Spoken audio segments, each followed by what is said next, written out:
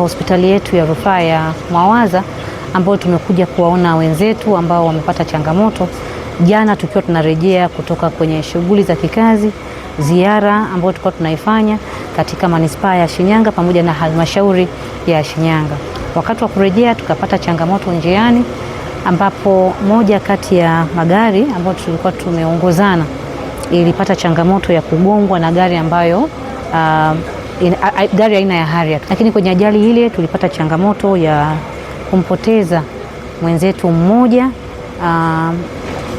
Boaz, ambaye ni kijana, naweza nikasema ni mdogo wangu, team player wa ofisi yangu, ambaye kwa kweli tumepata pigo kubwa sana. Mwandishi katika ofisi yetu ya mkoa wa Shinyanga, na amekuwa na mchango mkubwa sana kwa ofisi. Kwa namna moja ama nyingine amekuwa na mchango mkubwa sana wa kuhabarisha dunia nini ambacho kinatokea ndani ya mkoa wa Shinyanga.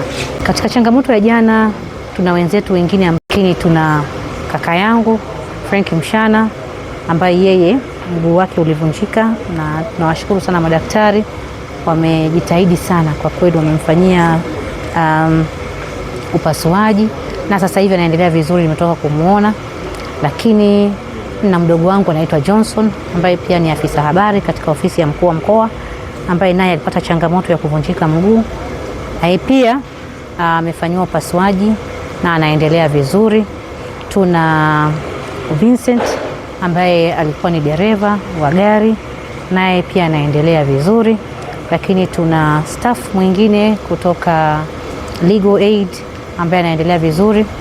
Tuna afisa maendeleo ya jamii wa mkoa ambaye yeye alipata changamoto kidogo, akamfanyia vipimo na jana aliweza kuruhusiwa jana ile baada ya kujiridhisha kwamba hapakuwa na changamoto kubwa. Tuna wenzetu wengine wawili ambao wako intensive care lakini wanaendelea vizuri. Wengine ambao walipata majeraha makubwa jana, kazi kubwa ambayo imefanywa na madaktari wetu hapa kwenye hospitali yetu ya rufaa ya mkoa ya Mwawaza, tumeweza kuona improvement kubwa, na kwa kweli tunaendelea kuwaombea wenzetu. Sio jambo rahisi sana. Kawaida mimi nimekuwa nimepesi sana wa kuongea nikiwa na vyombo vya habari, lakini katika hili imekuwa ni ngumu kidogo, kwa sababu nilishazoea mara nyingi nikiwa nahojiwa hivi naziona sura za wadogo zangu, namuona Johnson pembeni, namuona na Boaz pembeni. Sasa naangalia nyuso ambazo kawaida mmekuwa mnaongozana na Boaz, lakini leo ni ngumu sana, ni ngumu sana, sio kitu rahisi. Naomba tu niishie hapa. Tulipokea pia mwili ambayo tayari alikuwa ameshafariki, na tulipeleka mwili mochwari kwa ajili ya kuhifadhiwa kusubiri taratibu za mazishi. Na tulipokea majeruhi 7 ambao walikuwa wameshona na ile ajali iliyotokea maeneo ya Usanda. Wagonjwa wawili walikuwa wako serious, walikuwa wamepata changamoto kwenye kichwa.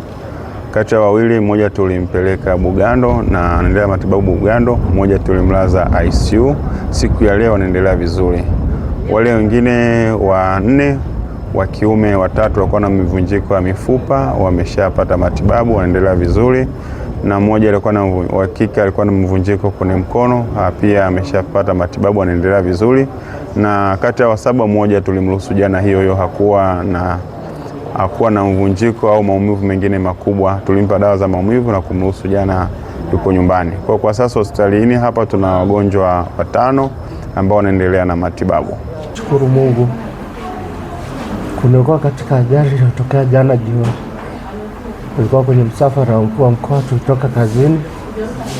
Alikuwa anatembelea miradi ya vijana waliowezeshwa kwa 10% ya fedha za mapato ya ndani ya halmashauri, lakini pia alikuwa anatembelea vituo vya kutoa huduma Mama Samia Legal Aid ambayo iko mkoani Shinyanga kwa siku 15 sasa. Tulipita Isalamagazi ambayo iko Shinyanga vijijini. Alikagua pale kituo, aliongea na vijana ambao wamewekeza, waliopata mikopo. Baada ya hapo tukaenda eneo la Didia, na hapo alikagua pia miradi ya vijana. Baada ya hapo akamaliza ziara. Jana ndio ikatokea ajali, lakini namshukuru Mungu kwa jitihada za madaktari. Baada ya kufika walituhudumia na sasa hivi naendelea vizuri, hali inaendelea kuimprove.